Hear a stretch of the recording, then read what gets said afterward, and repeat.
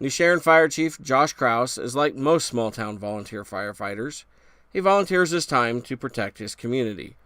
When the call comes in for help, Crouse and others like him leave their dinner, say a quick goodbye to their families as they rush out the door, ready to help a stranger trapped in a car or a neighbor whose home is on fire.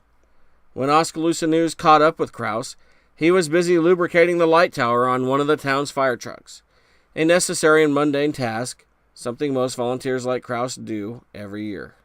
New Sharon Fire also has another mission, one that their community has supported for years and was spearheaded by former Chief Steve Gerard.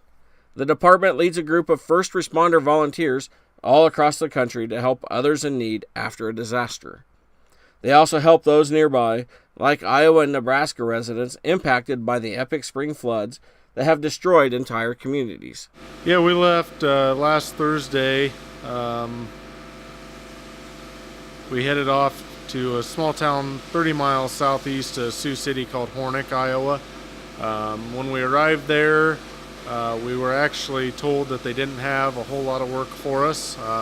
So while we were there, we did clean out one basement.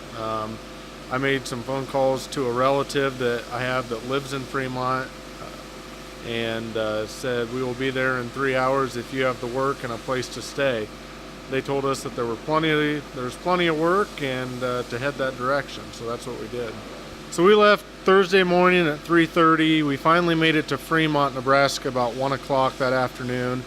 Thursday afternoon we did 2.5 houses, and then we resumed on Friday and worked all day Friday, all day Saturday, and left Sunday morning. In total we did 11 houses total.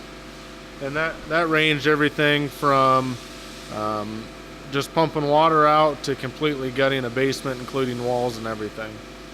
Crouse talked about all of the work the volunteers have done during the past year.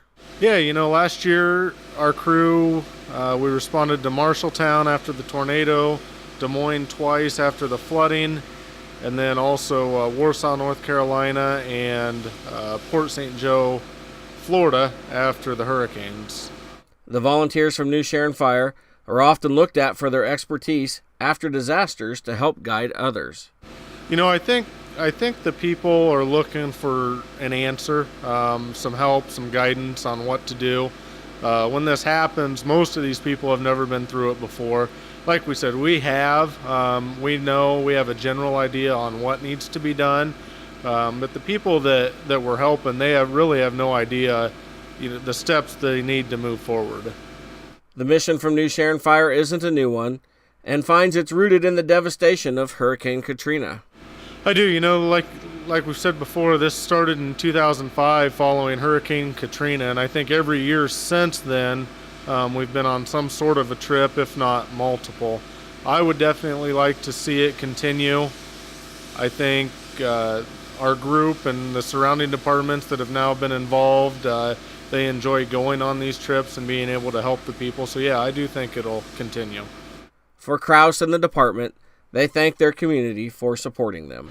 The biggest thing is our community is what makes this possible. If it wasn't for our donors and the people that have helped us in the past, we wouldn't be able to go help these people.